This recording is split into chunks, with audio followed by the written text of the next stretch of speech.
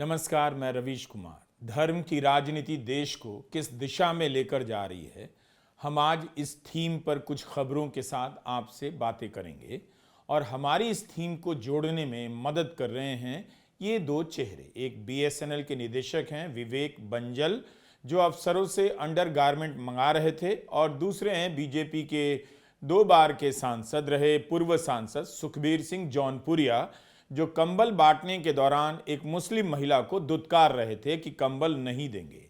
आप चाहें तो बरेली के ऋषभ ठाकुर को भी इस सूची में शामिल कर लीजिए, जो स्पा वाले से रंगदारी मांग रहा था तब जब पुलिस ने उसे 6 महीने के लिए जिले से बाहर निकाल दिया है।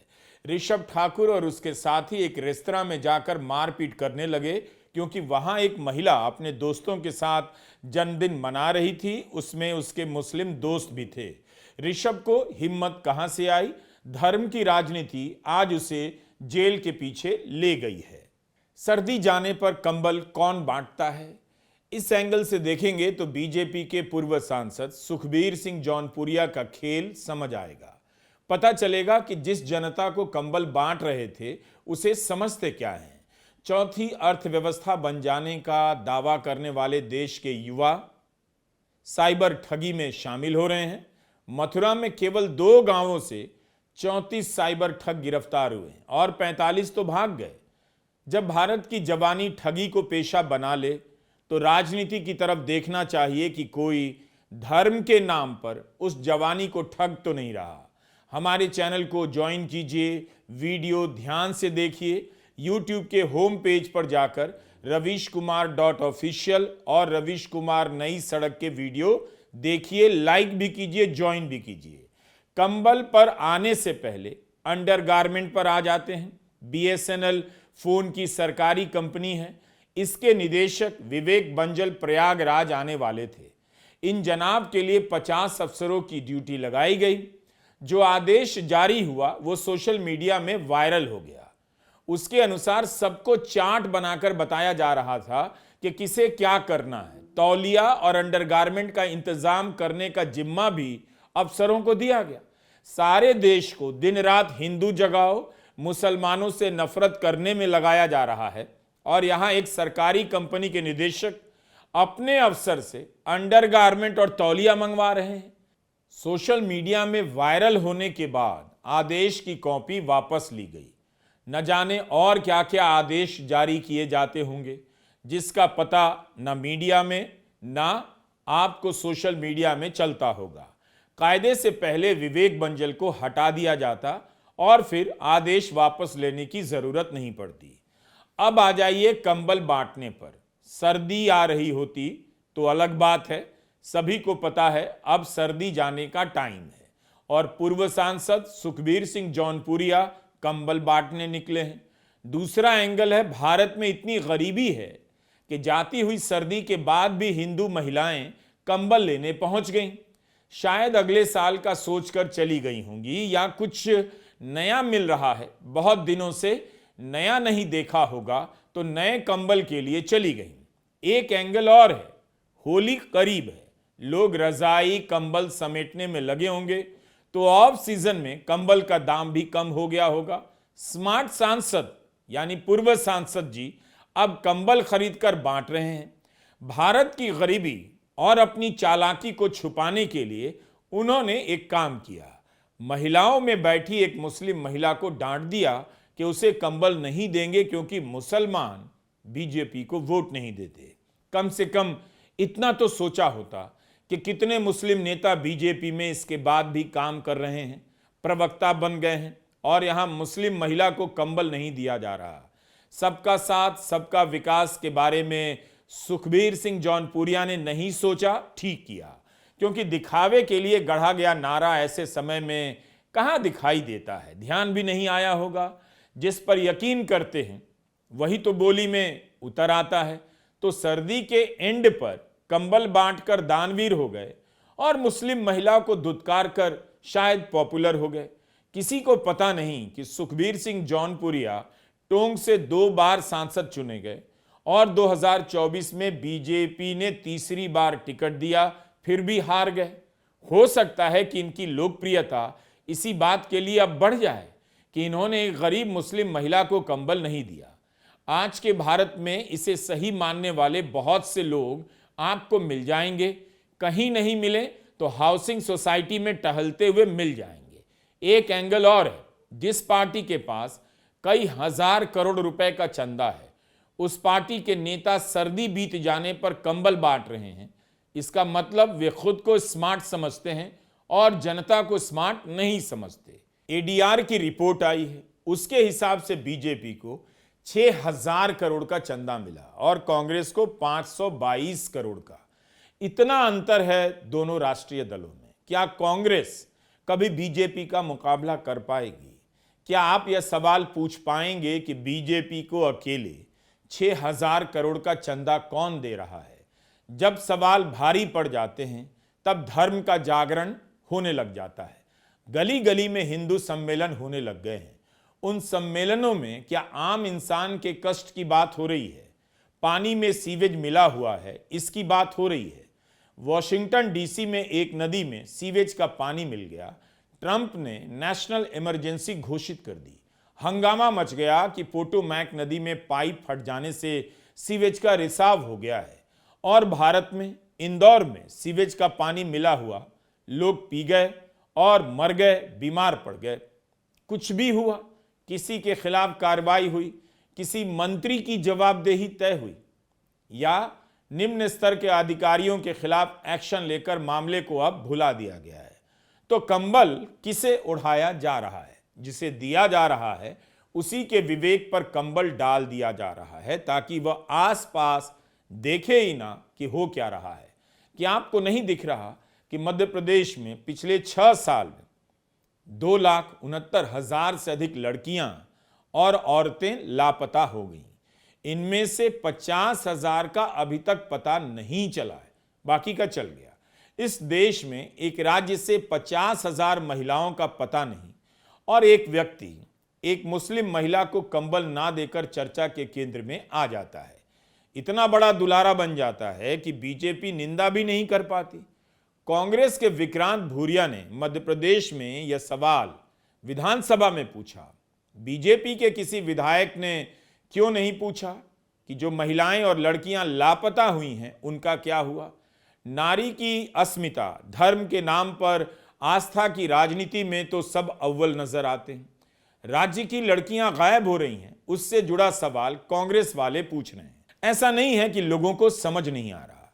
नोएडा के सेक्टर 15A के लोगों ने बोलना शुरू कर दिया। 40 साल पुराने पार्क में अचानक बोर्ड लगा दिया गया कि यहां मंदिर बनेगा। वहां के लोगों ने विरोध किया कि अचानक से मंदिर बनाने का फैसला क्यों किया जा रहा है। इलाके में बहुत से मंदिर हैं। लोग उन पेड़ों को बचाने पहुंच गए जिसे उन्होंने अपने 40 साल में बड़ा होते देखा। उन्हें काटकर मंदिर बनाने का कारण समझ नहीं आया। लोगों की बात सही है कि इतने पुराने पेड़ों को काटकर मंदिर क्यों बना रहे हैं, जबकि उनका कहना है कि 1.5 से 2 किलोमीटर के भीतर 20 से 25 मंदिर हैं और इतने मंदिर होते हुए पार्क के पेड़ों को काटा जा रहा है। मंदिर क्यों बनाया जा रहा है? लोगों ने यह सवाल करने की हिम्मत दिखा दी है। ठीक है, एलिट लोग हैं और तरह तरह की नौकरशाही, साधन संपन्न लोग हैं, मगर ऐसे लोग भी तो चुप रह गए। 12 साल से हर गलत के समय ऐसे लोगों ने भी चुप्पी साधी। अपने पार्क के लिए, पेड़ों के लिए ही सही, बोलने की प्रैक्टिस या उन्हें यह बात याद आई, ध्यान आया कि उनका काम बोलना भी है। अगर लगता है कि गलत है, इस जगह पर यह नहीं होना चाहिए, तो उनका काम विरोध करना है। इस नजर से भी देखिए तो आपको यह छोटा बदलाव लगेगा। 12 साल में धर्म का इस्तेमाल किस रूप में किया गया कि लोगों ने बोलना छोड़ दिया। किसी पार्क को मंदिर की जगह घोषित कर देंगे और लोग चुप हो जाएंगे, यह मान लिया गया। लेकिन लोगों ने बोलना और सही तरीके से अपनी बात रखना शुरू कर दिया। इतने साल से यहां मंदिर नहीं है, आसपास कई सारे मंदिर हैं, फिर सोसाइटी के पास मंदिर बनाने की क्या जरूरत है, यह सवाल पूछा। लोगों ने बोला यह बड़ी बात है और उनके खिलाफ FIR नहीं हुई है, सारे के सारे लोग जेल में नहीं डाले गए हैं, यह भी बहुत बड़ी बात है। कितने बड़े बड़े सवाल आज इस देश को घेर कर खड़े हैं।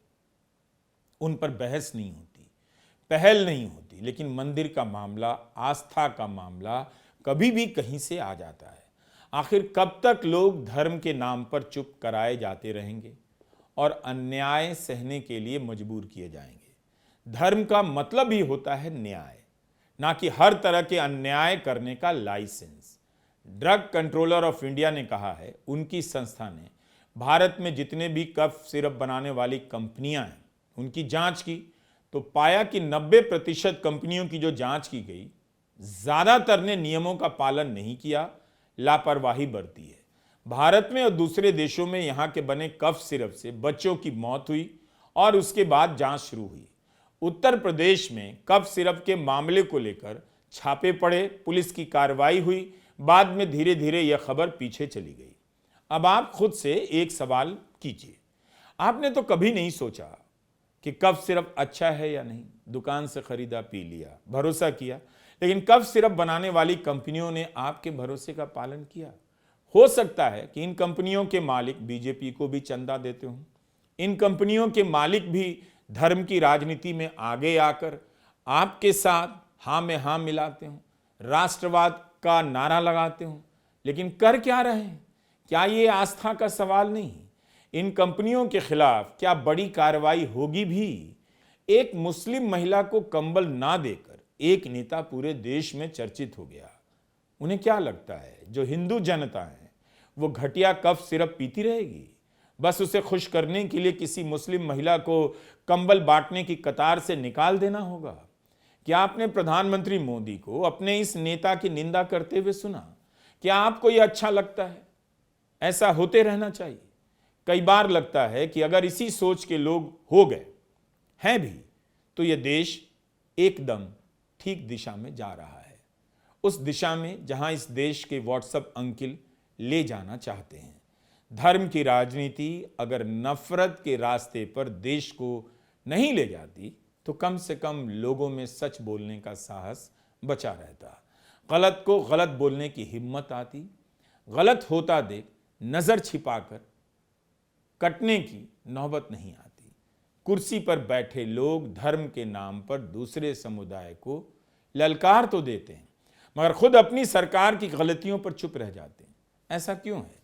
मथुरा जिले में 13 थाना प्रभारी, 240 पुलिस की टीम लगाकर 2 गांवों को घेरा गया, छापेमारी की गई और यहां से साइबर ठगी के मामले में 34 नौजवान गिरफ्तार किए गए।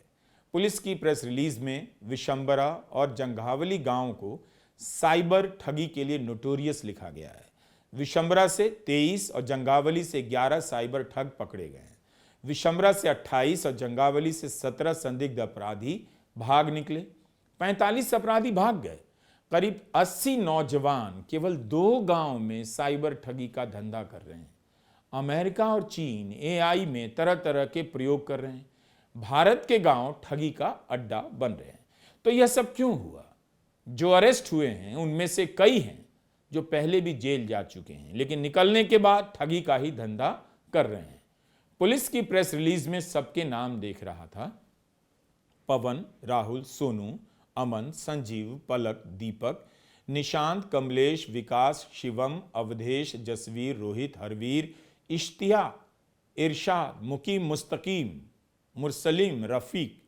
भयंकर हिंदू मुस्लिम एकता यहां मौजूद है, लेकिन क्या इस पर चर्चा नहीं होनी चाहिए कि हमारे देश की जवानी साइबर ठगी के रास्ते क्यों जा रही है? हम कहां फेल हो रहे हैं? ऐसे अपराध शहरों में हुआ करते थे, लेकिन गांव के गांव अब अपराध के अड्डे कैसे बन गए?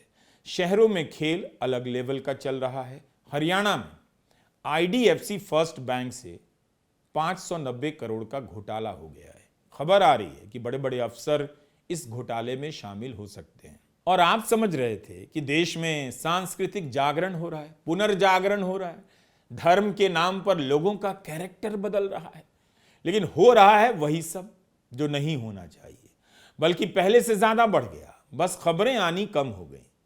देश को मुसलमानों से नफरत के अनगिनत डिबेट में भटकाने से कुछ मिलेगा नहीं, मिला भी नहीं।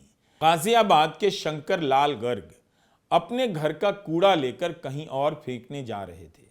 खुले नाले में गिरने के कारण उनकी मौत हो गई। नाले में गिरकर लोग मर रहे हैं। पिछले कई दिनों में ऐसी कई खबरें आईं। इन घटनाओं पर ध्यान गया, तब भी 10 या 15 दिनों के भीतर यह देश खुले नालों को फिक्स नहीं कर पाया और दिन भर नेता दंभी बातें करते रहते हैं। अमेरिका में राष्ट्रपति ने टैरिफ को लेकर मनमाना फैसला लिया। वहां की सुप्रीम कोर्ट ने उस फैसले को अवैध घोषित कर दिया। अब वहां की कंपनियां, लॉजिस्टिक कंपनियां राष्ट्रपति को बिल भेज रही हैं कि आपके फैसले की वजह से हमारा बिलियन डॉलर का नुकसान हुआ है, अब भरपाई कीजिए। भारत में नोटबंदी हुई, लोगों की मेहनत की कमाई नष्ट हो गई, लेकिन लोग चुप रह गए क्योंकि धर्म की राजनीति और झूठ के आडंबर के नीचे लोग दबने लगे थे। क्या अमेरिका में राष्ट्रपति के फैसले को चुनौती देकर लोग कमजोर हो गए, वहां का लोकतंत्र मिट गया, या अच्छा हुआ? अमेरिका ने भारत से कहा रूस से तेल नहीं खरीदे, तो भारत ने बंद कर दिया। हंगरी के विदेश मंत्री ने कहा यह हमारा संप्रभु अधिकार है, हम कहां से तेल खरीदेंगे। नया बयान है, हम उनसे नहीं खरीदेंगे जो हमें महंगा देंगे, जिनके भरोसे का पता नहीं। हंगरी के विदेश मंत्री साफ साफ बोल पाते हैं, भारत चुप रह गया। क्या धर्म की राजनीति ने सरकार से लेकर जनता को केवल चुप रहने का ही रास्ता दिखाया है, और जो बोले उसे कभी जेल तो कभी छापे से कुचल दिया जाए, यही बताया है? पानीपत की रिफाइनरी में मजदूरों का बड़ा आंदोलन हुआ है। उनकी मांग इतनी है कि ड्यूटी का समय 12 घंटे की जगह 8 घंटे किया जाए, सैलरी समय पर मिले। हिंसक झड़प की भी खबरें आई हैं और इसकी भी खबरें हैं कि पुलिस ने 2500 से अधिक लोगों के खिलाफ मामले दर्ज किए हैं। सोशल मीडिया पर रिफाइनरी के मजदूरों की तस्वीरें देख रहा था। हजारों की संख्या में मजदूर बाहर निकले हुए हैं। यह सब इसलिए भी होता है कि कोई किसी को नहीं सुन रहा। लोग भीतर भीतर उबल रहे होते हैं। आप आवाजों को छोड़कर हिंदू सम्मेलन नहीं कर सकते, भंडारा नहीं कर सकते। इतने बड़े पैमाने पर हिंदू सम्मेलन किए जा रहे हैं, इसके पीछे की आर्थिक शक्ति कहां से आ रही है? कितने लोग लगाए गए, लेकिन उन्हीं लोगों की जो तकलीफें हैं उन्हें लेकर कोई सम्मेलन क्यों नहीं नजर आता? सारे मसले धर्म से शुरू होकर धर्म पर क्यों खत्म हो रहे हैं? कई बार लगता है कि धर्म की राजनीति नागरिक के स्पेस को हड़प लेना चाहती है, खत्म कर देना चाहती है, लेकिन तब भी हजारों की संख्या में मजदूर काम करने के घंटे और सैलरी को लेकर प्रदर्शन करने आ गए। हमारा देश किधर जा रहा है कम से कम दिखाई देना चाहिए और आपको भी देखना चाहिए। आंखों पर पट्टी बांधकर जनता को लंबे समय तक आप नहीं हाँक सकते हैं, याद रखना चाहिए। नमस्कार, मैं रवीश कुमार।